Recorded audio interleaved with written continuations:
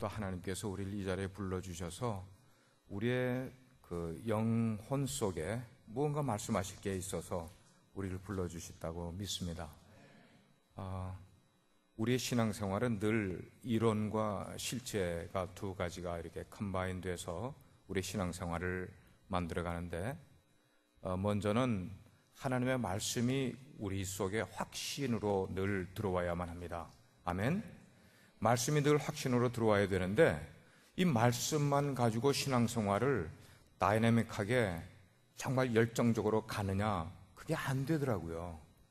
저도 페러처치에서 훈련을 받았기 때문에 이 말씀에 대한 중요성을 누구보다도 뼈저리게 공부하고 훈련받고 교육받고 그랬었습니다. 근데 이 말씀만 가지고 우리의 신앙생활이 나가는 게 아니에요.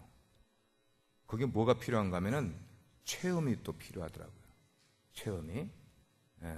그래서 이 말씀은 이제 믿음을 가지고 이렇게 서포트 해준다면은 그 믿음이 또 무엇이 믿음 뒤에 따라와야 되는가 하면 체험이 우리 가운데 또 따라와야 되는 거예요. 그 체험이라는 것은 현장인 거예요. 현장. 그래서 내가 집에서 아무리 말씀을 많이 읽고 공부하고 혼자 연구하고 말씀 속에 깊이 빠져들어가도 이 공동체 속에서 드러나는 그 성령님의 이 무브먼트에 대한 체험이 없으면은 이 말씀이 이게 힘이 안 나오는 거야. 힘이. 능력이 안 나오는 거예요. 그래서 늘 우리는 이론과 실제 이 두 가지, 하나님의 말씀과 그 다음에 현장, 이 체험, 이것을 늘 컴바인 해가면서 하나님이 말씀 속에서도 나에게 큰 은혜를 주시지만 내가 하나님을 섬기고 예배하는 이 현장 가운데 하나님이 크게 임하실 때 그때 은혜 받을 수 있는 우리가 될 수 있기를 주의 이름으로 축복합니다. 아멘. 우리 사람들은 대부분 우리들의 생각 속에는 고정관념이라는 것을 가지고 살아가요. 고정관념. 이 고정관념이라는 것은 기존에 내가 가지고 있는 그런 생각을 바꾸지 못하는 것, 이게 고정관념이에요. 여러분께 한번 그림을 하나 보여드릴 텐데, 여러분 이 그림을 보시면서 뒤에 계신 분들이 보이실지 모르겠어요. 고봉지 집사님이 이게 잘 보이면 손을 이렇게 들어주시면 됩니다. 잘 보이면은. 자, 이 그림이 있어요. 오케이, 잘 보이신다고 표현했습니다. 이 그림이 지금 무슨 그림일까요? 예? 사람이에요? 어떻게?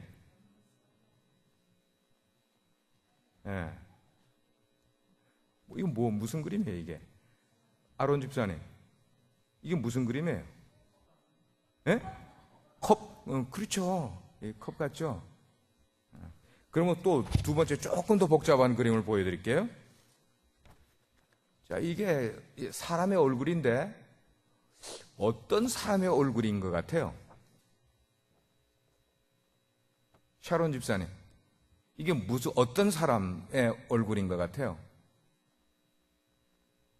예? 잘 모르겠어요? 여기에 사람 얼굴 모습이 안 나옵니까? 예? 문숙자 집사님,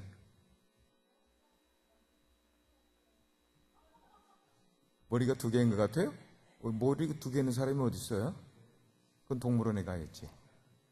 마귀 할멈 같다. 마귀 할멈 같다고 생각하시는 분 손 들어보세요. 자기 생각 표현해서. 예. 또 어떤 얼굴 모습이 있어요? 예? 이거 저기 대학원 공부한 분들은 이거 알아요. 모른 척하고 계시지만. 여기 보면은 여기 여성의 얼굴이, 예? 여성의 얼굴이, 젊은 여성의 얼굴이 있는 반면에 이쪽을 또 전체를 보면 여기 입이고, 보면 또 뭐예요? 마귀 할멈 같은 얼굴로 보이죠? 그죠? 두 가지 얼굴에 보이는 거예요. 근데 내가 어떤 시각으로 이 그림을 보느냐에 따라서, 나의 고정관념에 따라서 이게 그림이 다르게 보이는 거예요. 이 그림도 마찬가지로, 이 그림도 어떤 사람은 두 얼굴이 서로 마주보고 있다고 생각하는 사람이 있고, 어떤 사람은 이게 컵이라고 생각하는 사람도 있고. 고정관념 속에서 우리가 실수하거나 이해를 잘 못하는 경우가 참 많이 있어요. 예를 들어서 수박하면은 모양이 어떤 모양으로 우리는 딱 생각을 합니까? 둥글다 이렇게 생각을 하는데, 근데 일본에서 사각 수박을 만들어냈어요. 사각 수박을 만들어내고 그 다음에는 삼각 수박을 만들어냈어요. 보셨어요? 사각 수박, 그 다음에 삼각 수박을 어떻게 만드는가? 수박이 조금 자라게 되니까 그거를 플라스틱 케이스를 사각 모양으로 그걸 딱 씌워 놓는 거야. 그러니까 이 수박이 자라는데 사각 이상으로 벗어나지 못하니까 수박이 동그란 수박이 아니고 사각 수박이 나온 거예요. 네? 삼각 수박이 나오고, 그래 시장에 나와서 사각으로 나오니까 얼마나 좋은지 몰라. 왜냐면 쌓기가 너무 좋은 거야. 연탄 쌓듯이 차곡차곡 쌓고 파는 거예요. 그렇지 않으면 동그란 수박은 딱 막 굴러가는데 사각으로 만들어진 수박이니까 차곡차곡 쌓고 손님이 하나씩 꺼내주는 거예요. 우리가 이제 예를 들면은 고객이 퍼니처를 사러 왔을 때 고객이 사러 온 퍼니처는 완제품을 고객이 좋아한다. 뭐 이런 게 우리들의 생각인데 그 생각을 무너뜨리고 비즈니스를 하는 사람들이 아이케아. 이 사람들은 고객은 완제품을 좋아하지 않는다라는 생각을 갖고 물건을 만들어냈는데 이게 비즈니스에서 히트를 친 거예요. 예. 우리가 이 고정관념을 잘 이용을 해서 비즈니스에 성공한 사람들이 많이 있는데, 예를 들면 여러분들이 그 박앤세일을 하게 이렇게 가게 되면은, 아니면 그냥 일반 가게에 가도 보면은 9불 99 999를 쓰잖아요. 그죠? 왜 10불을 안 쓰고 9불 99를 쓸까? 왜 가격을 90불 하면 되지 89불 99센트 왜 이 9자를 그렇게 많이 쓸까 하는 거예요. 사람들의 심리인 거예요. 예. 9자를 쓰게 되면은 사람들은 이 물건이 싸다, 어쩌면 가격이 정확한 가격일 수가 있다 하는 그런 생각을 갖게 만들어준다는 것이에요. 9자를 그렇게 쓰게 되면. 그리고 그렇게 하는 반면에 이거는 물건이 좀 100불 이하의 싼 물건은 그렇게 되지만, 만약에 1000불 넘는 800불 넘는 그런 값에는 또 이게 역으로 이용을 한다는, 역단수 가격이라는 것이 있어서, 그때는 물건이 고가일 경우는 9불 99 뭐 이런 식으로 구로 나가는 게 아니라 큰 단위 위에다가 얻는다는 거예요. 예. 예를 들어서 800불짜리를 815불 이렇게 붙인다는 거예요. 1000불짜리를 1010불 뭐 이렇게 붙인다는 거예요. 그러면 사람들이 거기에 호기심을 넣어서 이 물건은 평상 일반 물건보다 더 좋은 물건이구나라는 생각을 갖게 되는, 이게 뭐냐면은 사람들의 고정관념을 이용을 한 그것이 비즈니스 속에 들어오게 되면은 그런 것이. 그 다음에 가격을 붙여놓고 가격에다가 X표를 해놓고 옆에다가 새 프라이스를 얹으면은 분명히 이 사람은 그 새 프라이스, 이게 이제 새로 쓴 이것이 그 값의 가격, 원래 가격인데도 불구하고 앞에 그것보다 더 높이 붙인 값을 X를 해놓으면 사람들이 이 물건은 조금 디스카운트를 한 모양이다 라고 생각을 하게 된다는 것이에요. 예. 이게 뭐냐면 우리 인간들이 가지고 있는 수많은 고정관념들. 우리는 종종 이런 고정관념에 사로잡혀 있기 때문에 그것으로 인해서 우리 인생의 중요한 것들을 그르칠 때가 있고, 우리의 인생을 좀 더 보람되고 좀 더 발전할 수 있는 길을 가지 못하는 것이 우리가 가지고 있는 고정관념을 브레이크하지 못하는 것 때문에 우리 인생에서 더 나은 발전적인 삶을 살아가지 못하는 경우가 많이 있다는 것이 안타까운 일이죠. 하나님께서는 때때로 성경 말씀을 보게 되면 우리 인간이 가지고 있는 이런 고정관념을 깨뜨리시면서 능력으로 역사하시는 경우를 얼마나 많이 보는지 몰라요. 예수님이 하신 많은 말씀 가운데는 굉장히 역설적인 표현들이 많이 있어요. 역설적인 표현이라는 것은 우리 보통 사람들이 생각을 하는 고정관념을 깨뜨려버리는 생각을 예수님이 말씀하시는데, 이것이 천국에 대한 비밀을 말씀하실 때 이런 내용들이 참 많이 나오고 있는 것을 보게 됩니다. 오늘 제목이 그 가운데 하나예요. 약한 사람을 사용하시는 하나님.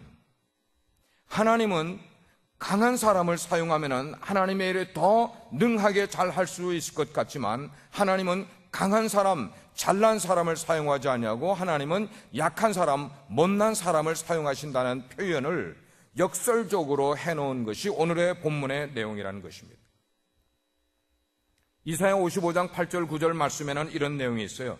하나님이 말씀하시기를 내 생각은 너희 생각과 다르며 내 길은 너희 길과 달라서 하늘이 땅보다 높음 같이 내 길은 너희 길보다 높고 내 생각은 너희 생각보다 높으니라 그랬어요. 여기에 너희 생각은 우리 사람들의 고정관념을 말하는 것이고 하나님의 생각은 우리의 고정관념보다 높이 계시다는 것을 우리에게 설명해 주고 있는 말씀이에요. 이렇게 하나님의 생각과 하나님의 판단이 우리 인생들과 근본적으로 다르기 때문에 그 하나님의 생각이 우리의 연약함까지도 우리의 약점까지도 하나님이 사용하시면서 하나님의 일을 이루시는데 우리의 장점만 사용하시는 것 아니고요, 우리의 잘난 모습만 사용하시는 게 아니라 우리의 연약한 모습, 우리의 부족한 모습, 우리의 약한 모습을 하나님은 하나님의 일을 이루시는데 우리의 그런 부분들을 사용하신다는 것이. 그렇다고 해서 성경의 모든 내용들이 하나님은 약한 것을 사용하시고 강한 것은 무시하시는 하나님은 또 아니세요. 때때로 하나님은 바울의 지성의 탁월함을 사용하셨어요. 때때로 하나님은 다윗의 용맹스러움을 사용하셨고 때때로 하나님은 느헤미야의 용이 주도한 그런 계획을 철저히 세워서 계획대로 추진하며 밀고 나가는 그런 부분도 하나님께서는 잘 사용하기도 하셨지만 기본적으로 basically 기본적으로 하나님은 우리의 약함을 통하여 하나님의 일을 이루시고 역사하신다는 것을 우리에게 말씀해 주고 있는 부분들이 여러 군데 나오고 있음을 알게 됩니다. 고린도전서 1장 27절에 보니까 그랬어요. 하나님께서 세상에 미련한 것들을 택하사, 미련한 것들은 뭐예요? 지혜로운 것보다 훨씬 마이너, 약한 것이에요. 근데 그러한 것들을 택하사 지혜 있는 자들을 부끄럽게 하려 하시고 세상의 약한 것들을 택하여 강한 것들을 부끄럽게 하려 하신다, 이렇게 말씀을 하고 있어요. 이것이 뭐냐면 하나님은 하나님의 일을 이루기 위하여 약한 사람을 사용하신다는 그런 표현을 우리에게 가르쳐주고 있는 것이에요. 자, 그러면 우리에게 질문이 생기는 거예요. 질문은 늘 왜라는 단어로 시작을 하면 좋습니다.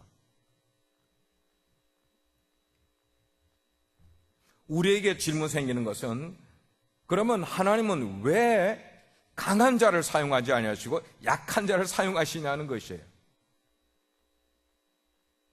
왜 하나님은 강한 자를 사용하시면 더 쉽게 일이 이루어질 텐데 왜 똑똑한 사람을 쓰면은 왜 모든 것을 제대로 잘 준비한 사람을 사용하시면은 하나님은 더 일을 쉽게 이루실 수가 있을 텐데 왜 하나님은 약한 자, 왜 하나님은 모질하는 사람을, 왜 하나님은 미련한 사람을 사용하셔서 하나님의 일을 이루시냐는 것이에요. 여러분 스스로는 나는 똑똑하다고 생각하십니까? 미련하다고 생각하십니까? 지금 한번 스스로 한번 생각을 하시고 이 말씀을 들으세요. 자, 그럼 제가 한번 질문을 드려볼게요. 대답은 굉장히 간단하게 나올 수 있는 것이에요. 왜 하나님은 그러면은 약한 자를 사용하셔서 하나님의 일을 이루려고 하실까에 대한 그 이유에 대한 질문을 제가 한번 여러분께 드려볼 텐데 여러분이 대답을 한번 해보시길 바랍니다. 하나님의 능력이 강한 사람에게, 어떤 사람인데 강한 사람에게 하나님의 능력이 나타날 때 그 능력이 두드러지게 나타날까요? 하나님의 능력이 약한 사람에게 임하여서 하나님의 능력이 드러날 때 더 두드러지게 나타날까요? 맞죠? 바로 그거예요. 하나님이 왜 약한 자를 들어 하나님의 일을 사용하시려고 하는가 하면은 그 약한 자임에도 불구하고 하나님의 능력이 임하여 그 약한 자가 하나님의 일을 이루게 될 때에 하나님의 일이 결과가 더 두드러지게 나타나기 때문이라는 것입니다. 약한 자를 택하신 것을 영어로 표현하면은 이걸 제가 발음을 좀 해보려고 그러니까 발음이 잘 안 돼요. purposefully choose라는 단어예요. purposefully choose. 이 말은 번역하기만 그렇게 되는 건 하나님의 특별한 목적이 있기 때문이라는 것이에요. 왜 하나님이 약한 자를 들어 사용하시는가? 하나님의 특별한 목적이 있기 때문에. 왜 하나님이 좀 미련한 듯한 사람을 써서, 왜 하나님이 좀 모델하는 것 같은 사람을 써서 하나님의 일을 하게 하시는가? 하나님의 특별한 목적이 있기 때문이라는 것이에요. 자, 성경에 있는 예를 우리가 한두 가지 좀 살펴보려고 하는데, 구약 성경을 보게 되면 사무엘 선지자를 통해서 다윗의 아버지 이름이 누굽니까? 다윗의 아버지 이새. 다 같이 이새. 예. 여러분들이 성경 공부를 잘 안 하셔서 그래. 성경을 많이 읽으면서 공부를 좀 하셔야 돼요. 다윗의 아버지 이새를 찾아가서 하나님이 저기에 이새라는 사람 집에 가면은 아들이 있는데 그 아들에게 기름을 부어서 앞으로 이스라엘의 왕이 될 사람을 지금을 기름 부어라. 근데 그 이름을 말하지는 않았어요. 하나님께서 사무엘 선지자에게. 사무엘 선지자가 헐레벌떡 이새의 집을 찾아가서 이새에게 말하면 아들을 데리고 오라고. 그러니까 첫째 아들을 데리고 왔어요. 이 내용이 이제 이번 주일날 설교에도 또 나오는 거기 때문에 제가 이걸 풀리 다 설명하면 안 돼요. 공교롭게도 이게 똑같은 그 예를 제가 다윗을 썼기 때문입니다. 자, 그럴 때 이새의 집에 갔을 때 마지막 8번째인 그 막내 아들. 그 보잘것없는 그 막내 아들을 데리고 오게 됐을 때에 그 아이의 나이로 보나, 그 다음에 뭐 체격으로 보나, 사무엘 선지자가 볼 때는 그 다윗이 어려서 아직까지 왕으로 기름 부으기에는 그런 못 미치는 그런 사람임에도 불구하고 하나님은 사무엘에게 그 아이에게 기름을 부으라. 하나님이 선택을 하신 거예요. 우리 잘 들으셔야 돼요. 사사기에 나오는 기드온도 마찬가지. 12지파 가운데 가장 약한 지파에 속해 있는 기드온을 선택을 해서 미디안의 군사 13만 5천 군사를 몇 명으로? 300명으로. 요즘 영화가 300라는 영화가 2편이 나왔다고 그래요. 꼭 봐야죠. 그런데 이 300명이라는 그 숫자가, 영화에 나오는 그 숫자가 어디서 나오는가 하면 이 사사기에서 나온 숫자예요. 그만큼 이 사사기의 기드온의 이야기가 너무나 유명한 이야기라는 것이에요. 300명으로 13만 5천을 물리치는 그런 일, 연약한 지파 속에서 뽑은 사람인데도 불구하고 하나님의 능력이, 그 연약한 것이 하나님의 능력이 들어가게 되니까 그런 놀라운 은혜와 능력을 나타내게 되는 거예요. 야곱이라는 사람을 우리가 볼 때에도 야복 강가에서 하나님의 사람과 씨름을 할 때에 야곱이 그 하나님의 사람에게, 천사에게 이렇게 이야기를 했어요. 저에게 하나님의 축복을 허락하지 않으시면 내가 절대로 보내드릴 수 없습니다. 그럴 때 천사가, 하나님의 사람이 이거 그냥 놔두면 야곱이 절대로 손을 놓지 않을 것 같으니까 결국은 툭 차서 야곱의 엉덩이 뼈가 위골되게끔 만들어서, 그 말은 뭐니? 약한 자가 되게 만들어 놓고 그 다음에 하나님의 축복을 그에게 온전히 허락하시는 모습을 우리는 보게 되는 거예요. 자, 이제는 첫 번째 이제 여러분들에게 논리는 설명해서, 하나님께서는 하나님의 능력이 더 크게 드러나는 것을 사람들에게 나타내기 위해서 강한 사람이 아닌 약한 사람을 써서 하나님의 일을 드러내신다는 것을 전제로 여러분께 말씀을 드렸어요. 그러면 이제 우리가 약한 자로서 하나님께 쓰임을 받는 사람이 되어야만 되겠는데, 우리가 약한 가운데서도 하나님께 쓰임을 받게 되려면은 이 단계를 거쳐야만 하나님께 쓰임을 받는 사람이 되는 거예요.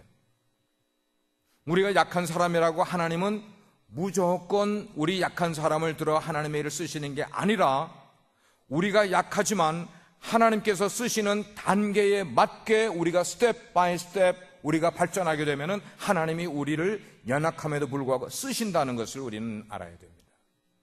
첫째 단계는 뭐냐면은 우리가 우리 자신의 연약함을 인정해야만 되는 거예요. 한번 따라 하시길 바랍니다. 우리의 연약함을 인정해야 한다. 예. 여기 약함이라는 것은 우리의 사역 가운데 선천적으로 가지고 있는 그런 약한 부분들이 있어요. 어떤 사람은 신체적으로 약한 사람이 있어요. 우리가 읽은 말씀 가운데 보니까 바울이 하나님께 자기의 약한 부분을 뭐라고 표현했어요? 육체의 가시를 하나님께 없애달라고 몇 번이나 아주 심각하게 기도했다고요? 3번씩이나 아주 진중하게 기도를 했음에도 불구하고 하나님께서 대답하시기를 내 은혜가 네게 족하다 말씀을 하신 거예요. 타고난 거예요. 신학자마다 이 사도 바울의 육체의 가시가 무엇인가를 정확하게 표현을 하지 않았지만 일반적으로는 눈에 안질 때문에 많은 고생을 하고 있었어요. 나중에는 글씨를 쓸 수가 없어서 대필자를 해서 편지를 쓰게끔 만들고 여하튼 안질, 그래서 여기 고름 같은 게, 진물 같은 게 눈에서 자꾸만 내려오고 여기 눈곱 같은 게 자꾸만 끼게 되고 사람들을 가까이 가게 되면 여기서 냄새가 나고 이러니까 사람들이 정말로 가까이 하기에 쉽지 않은 그런 인물로 사도 바울이 그렇게 묘사가 된 것을 보게 되는 거예요. 개인에 따라 우리에게 신체적인 조건에 연약한 사람들이 있어요. 제가 엊그제 한국에 있는 우리 동료 목사님한테서 이제 카톡으로 영상을 하나 받았어요. 그 영상을 받았는데 너무나 감격적인 거야. 근데 그 영상이 스타킹에 252회에 출연했던 사람인데 그 출연했던 사람이 제 동료 목사님의 동생이에요. 친동생인 거예요. 근데 이분도 지금 장애자 사역하는 그런 그 교회의 목사로 지금 섬기고 있는 분인데 언젠가 우리 미주에 우리 교회 한번 초청했으면 싶어요. 제가 너무너무 은혜스러워. 근데 이분이 아리아를 테너로 부르는데요, 너무 은혜스럽게 부르는 거야. 그렇게 잘 부르. 파파로티 같아. 파파로티. 휠체어에 앉아가지고 몸이 이제 운동을 못 해가지고 몸이 엄청나게 육중해. 굉장히 커요, 덩치가. 그런데 거기서 휠체어에 앉아서 이렇게 노래를 부르는데 노래를 부르고 났더니 그 성악 교수가 이야기하기를 원래 이 성악하는 사람들은 이 하체 힘에서 소리가 나온다는 거예요. 근데 어떻게 이 휠체어에 앉아서 이렇게 어마어마한 성량의 목소리가 그 고음이 올라가는지 자기가 도대체 이해할 수가 없다는 거야. 성악 교수가요. 근데 그렇게 부르면서 이제 거기에 나중에 설명할 때 보니까 그 자기 아내도 나오고 장모님도 나오고, 근데 그 장모님하고 이제 그 인터뷰를 하는데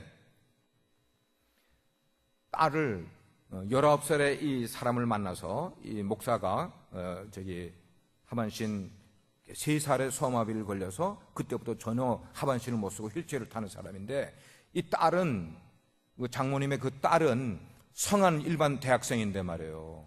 이 남자를 좋아해가지고 결혼을 하겠다 그러니까 장모님이 어떻게 허락을 해주겠냐는 것이야. 그 스토리를 제가 다 얘기할 수는 없지만 언제 한번 우리가 초청이 되면 그때는 은혜 받을 수 있는 시간이 될 수 있으니까 찬양도 잘하고 은혜스럽게 거기에 있는 모든 스타킹에 출연했던 사람들 다 감동시키고 눈물 흘리게 만들 정도로 그런 감격적인 스토리를 갖고 있는데, 그분도 신체의 연약함을 가지고 있지만 그 연약함을 들어서 하나님을 찬양하는 놀라운 그런 은사를 갖고 하나님을 찬양하는 모습을 보게 됩니다. 때때로 우리는 부족한 지성, 많이 배우지 못한 것, 그러나 그 배우지 못한 것, 그것을 하나님이 들어 쓰시게 될 때 어마어마하게 귀하게 쓰시는, D.L. 무디 선생님 같은 분은 미국을 변화시키고 세계를 변화시키는 그런 설교자가 됐는데 그분은 초등학교 4학년까지밖에 공부하지 못했어요. 어쩌면 우리의 연약한 인간관계, 어떤 사람은 인간관계를 정말 치도곤이 잘 못 만들어. 그래서 관계만 하려고 그러면 깨지고, 관계를 하려면 깨지고, 왜 그런지 모르게 이 인간관계가 그에게는 약점인 거예요. 그럼에도 불구하고 하나님께서 그렇게 관계를 잘 맺지 못하는 그런 사람의 연약함을 하나님의 일꾼으로 쓰시더라 이 말이에요.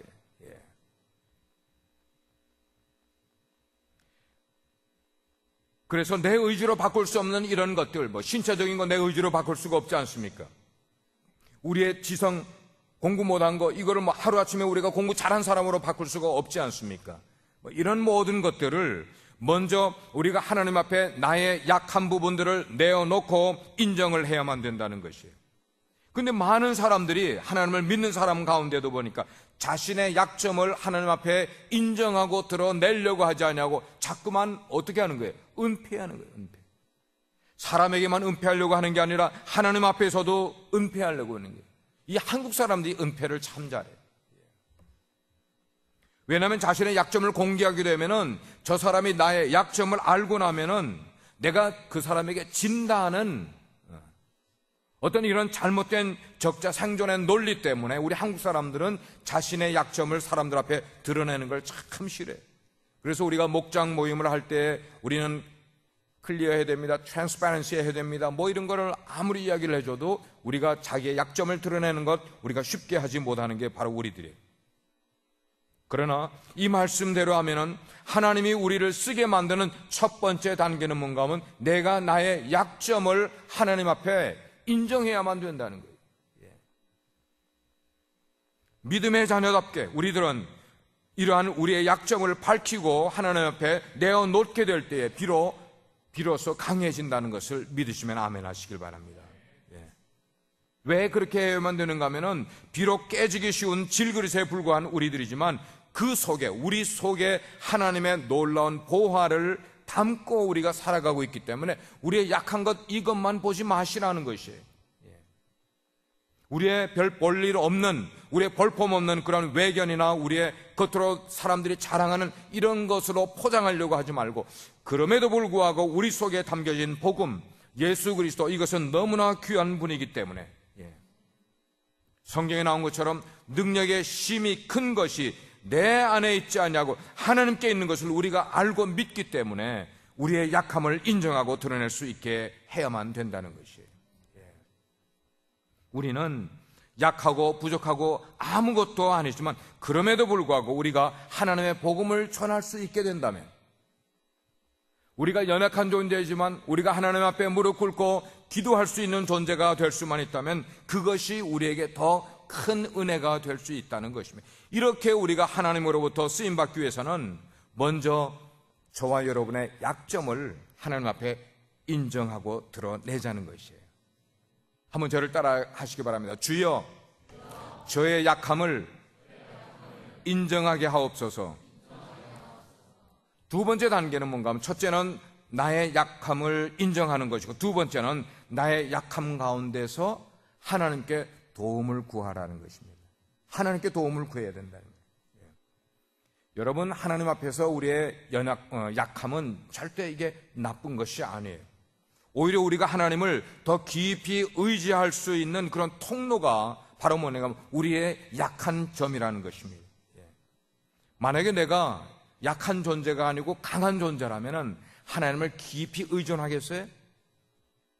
의존 잘 안 할 거예요. 정말이에요.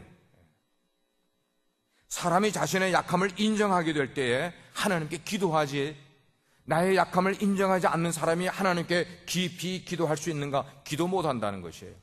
다른 말로 표현하면 자기 자신이 교만한 사람은 절대 하나님 앞에 나와 하나님께 진중히 기도하지 못하게 된다는 것이에요. 그 교만한 것 때문에. 기도할 수 있게 하는 옥토는 뭔가 하면 내 약함을 인정하는 것이란 말이에요. 우리는 본능적으로 자신의 약점을 아까도 얘기했지만 감추려고 해. 자꾸만 은폐하려고 해. 그렇지만 오늘 말씀을 보게 되니까 사도 바울은 평생 자신의 약함 때문에 하나님께 기도했다고 그랬어요. 사도 바울이 3번 기도하고 하나님께 응답을 받지 못했다는 이 3번이라는 것은 어쩌면 유대인의 그 계산법으로 하면은 이게 몇십 번 기도했는지도 몰라요.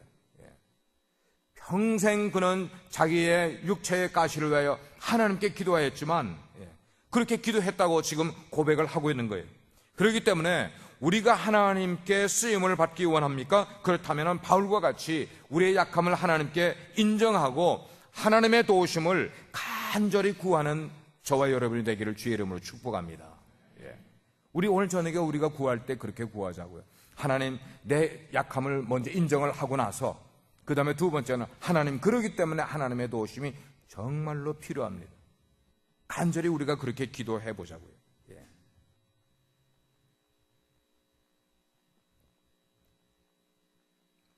미국에서 가장 영향력을 많이 끼치고 있는 교회 가운데 하나인 시카고의 윌로우 크릭 교회, 제가 2번 거기에 세미나에 방문한 적이 있습니다. 윌로우 크릭 교회를 인도하시는 빌 하이블스 목사님은 빌 클린턴 대통령이 재임하고 있을 때에 한 달에 한 번씩 전화로 빌 클린턴 대통령과 직접 나라의 정책을 위한 토의를 한 달에 한 번씩 꼭 가지곤 했답니다. 놀랍죠? 여러분 그런 거 들어보신 적 있어요? 미국의 대통령이 한 목사님과 한 달에 한 번씩 정기적으로 정책 회의를 늘 가졌다고 그래요. 그래서 그런 건지 이 이야기는 그렇게 지금 흘러가고 있기 때문에 그 결과로 클린턴이 재임하고 있는, 대통령으로 재임하고 있는 그 기간 동안에 미국이 가장 싱싱하게 위세를 떨치던 때가 바로 클린턴 대통령 때였다는 것이에요. 그런데 지금 이 클린턴에 대한 이야기를 여러분께 하려고 하는 것은 이 빌 클린턴 전 대통령이 일리노이 주에서 약 4,500명의 목회자들이 모인 그런 목회자 컨퍼런스, 패스터스 컨퍼런스, 게스트 스피커로 빌 클린턴 전 대통령이 거기에 참석을 한 거예요. 재임 시절에.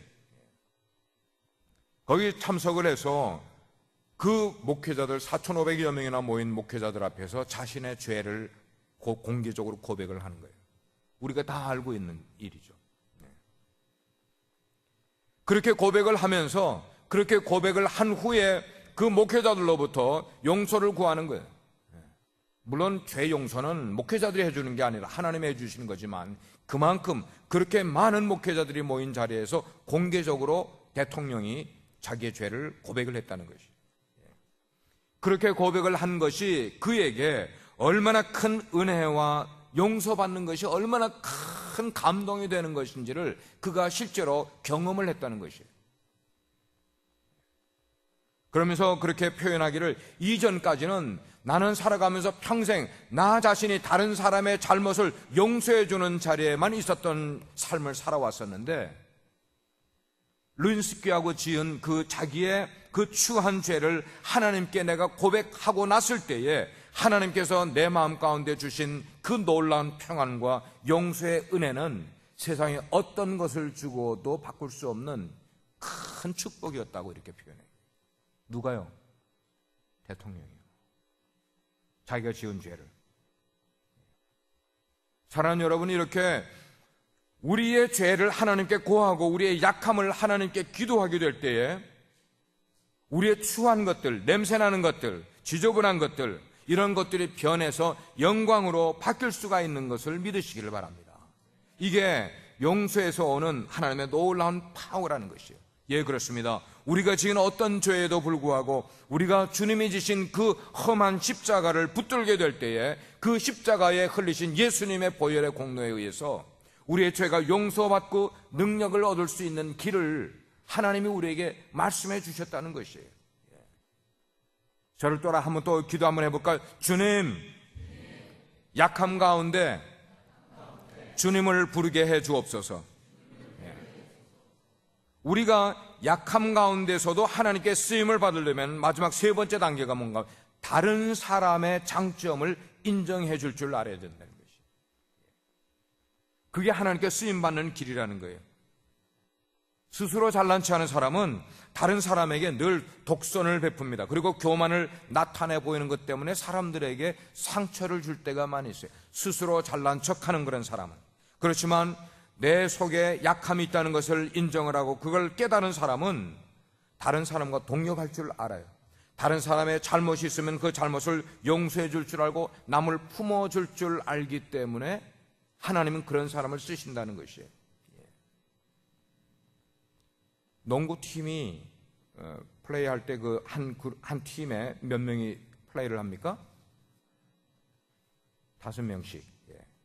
근데 놀랄 만한 것은 최고의 농구팀은 그 5명이 다 엑셀런트한 선수들로 구성된 팀이 아니라 최고의 농구팀은 그 5명 가운데 2-3명은 진짜 엑셀런트한 사람이고 나머지 한 2명이나 뭐 그런 사람은 뛰어나지 않은 사람들을 그 그룹 속에, 그 팀 속에 넣어야만 그 팀이 최고의 팀이 될 수 있다는 거예요.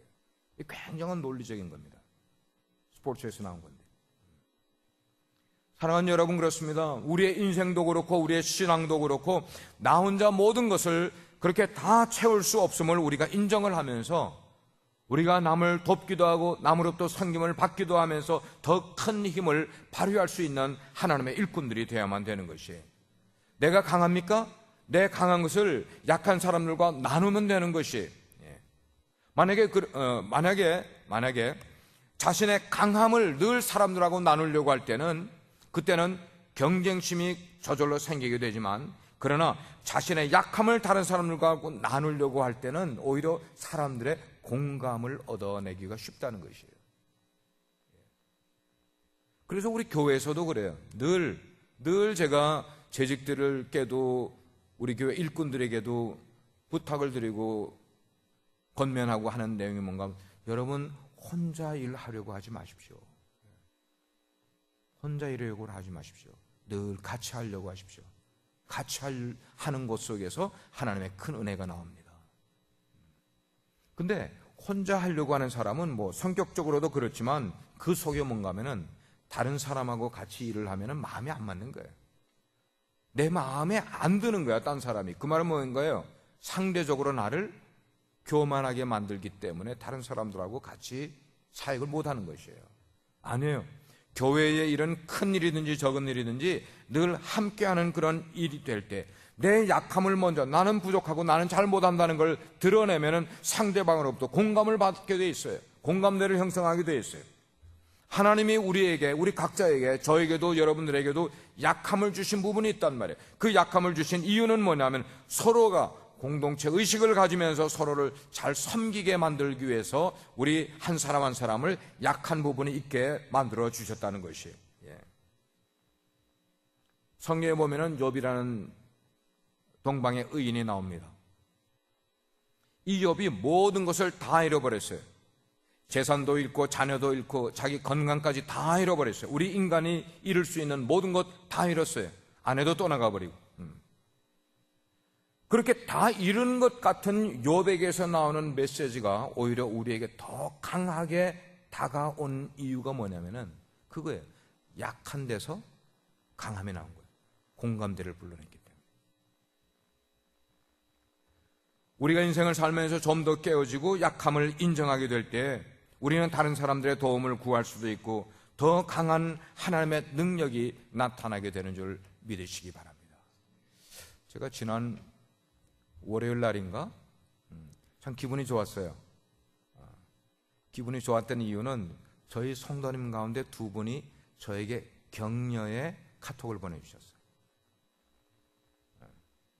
전혀 기대하지 않았던 사람에게서 카톡이 들어왔어요. 저하고 별로 대화도 나누지 않았던 분인데, 목사님 힘내세요.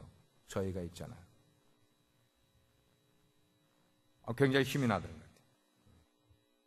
신약 성경을 보게 되면 2가지의 유명한 고백이 나옵니다. 첫 번째 고백은 우리가 잘 아는 베드로의 고백이에요. 베드로의 고백은 그게 주는 그리스도시요 살아계신 하나님의 아들이십니다. 베드로의 고백이었어요. 2번째 고백은 약함을 기반으로 한 사도 바울의 고백이었어요. 사도 바울이 겸손하게 있는 것.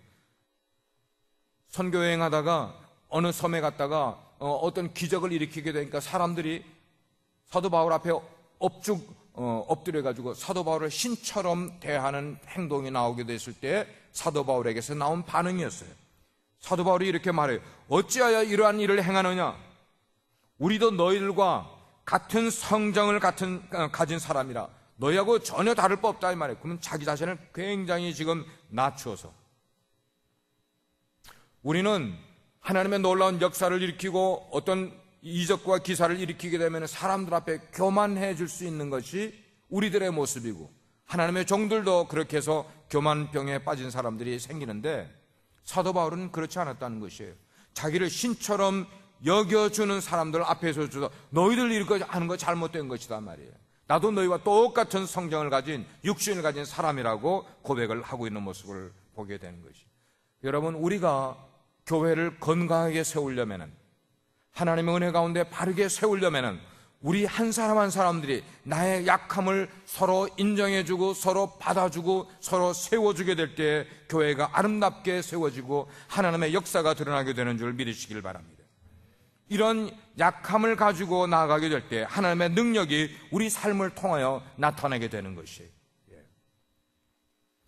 참 묘하게 제가 이 말씀을 이번 주 수요일부터 이제 이거를 준비를 하고 있었는데, 어제 LA에 있는 어느 한 아는 분이 저에게 카톡을 보냈어요. 제가 하와이란다. 브라질에 있을 때 제가 청년부 회장할 때 우리 청년부에 제일 말째로 있었던 그 동생인데 카톡을 보내왔는데, 이 내용을 보내왔는데 제 지금 오늘 메시지하고 너무 이게 똑같은 이야기가 있어서 여러분께 읽어드리겠습니다. 이게 하나의 이야기인데, 누가 쓴 이야기인데, 숲속에 사슴 한 마리가 있었어요. 어느 날 연못에 비친 자신의 모습을 보았습니다. 그 얼굴을 보니까 머리에 장엄하고 아름다운 뿔이 나와 있는 거예요. 그 뿔을 보면서 자기 스스로 도취가 된 거예요. 감탄해버렸어요. 그런데 그 머리 밑으로 이렇게 우물에 비친 모습을 보니까 다리가 보였는데, 그 다리는 아주 비쩍 마른 다리를 보는 순간 사슴이 비참한 생각이 들었다는 것이, 아우, 너무 수치스러워, 내 가는 다리를 보니까. 늦은 오후에 풀을 뜯고 있는 사슴은 자신을 향해 이빨을 드러내고 달려오는 사자를 보게 됩니다. 사슴은 그 날렵하고 빠른 다리를 이용해서 그 자리를 팍 뛰쳐 도망을 가버린 거예요. 안전한 곳까지 도망을 갔어요. 그런데 웬걸 나무가 울창한 숲으로 들어가게 됐는데, 그만 사슴의 뿔이 나무 가지에 걸려서 빠져나올 수가 없게 돼. 결국 뒤따라오던 사자의 발톱에 걸려들고 말았습니다. 죽기 전에 사슴이 이렇게 생각을 했습니다. 내가 부끄러워하던 이 다리가 내 목숨을 구해줬는데, 반대로 내가 그렇게 자랑스럽게 여기던 내 뿔이 나를 죽음으로 이끌어갈 줄이야. 우리의 약점은 주님이 들어오시는 황금문입니다. 우리에게 있는 아름다운 그 뿔은 우리의 자랑이 아니라 복음을 복음되게 하기 위해 주님이 우리에게 잠시 맡겨두신 것입니다. 나의 약점은 주님이 오실 문으로 주신 복은 복음 증거의 도구로 사용되어지기를 바랍니다. 이것을 카톡으로 누가 보내줬는데 오늘의 메시지하고 딱 들어맞는 내용입니다. 같이 기도하겠어요. 하나님, 인생을 살아가는 우리는 사람들 앞에 드러나기를 원하고 나의 강점으로 다른 사람보다 더 나아지기를 원하는 것이 인생이지만, 하나님께서는 그렇게 살아가는 사람보다는 스스로 약한 것을 드러낼 줄 아는 사람을, 그리고 인정할 줄 아는 사람을 하나님은 쓰셔서 하나님의 일을 이루신다고 말씀하셨습니다. 성경에 많은 자들이 연약함 속에 있었지만 하나님이 그를 들어 위대하고 훌륭한 주의 일꾼으로 삼아주신 것을 생각할 때, 아버지 하나님, 우리도 이 시간에 기도하러 나온 우리들도 우리의 연약함을 하나님께 드러내고 인정할 수 있는 저희들 되게 해주옵소서. 그리고 그것을 하나님의 위대하심에 맡기고 하나님을 의지하며 하나님께 기도할 수 있는 저희들 되게 해주옵소서. 그리고 다른 사람들의 장점을 인정해 줄 수 있는 그런 저희들이 되어서 우리의 모습 가지고도 하나님을 영광 돌리고 사람들에게 존귀함을 얻을 수 있는 주의 백성들 되게 해 주옵소서. 주여, 우리를 그렇게 약하지만 하나님의 귀한 일꾼들로 사용해 주시옵소서. 예수 그리스도의 이름으로 기도합니다. 아멘.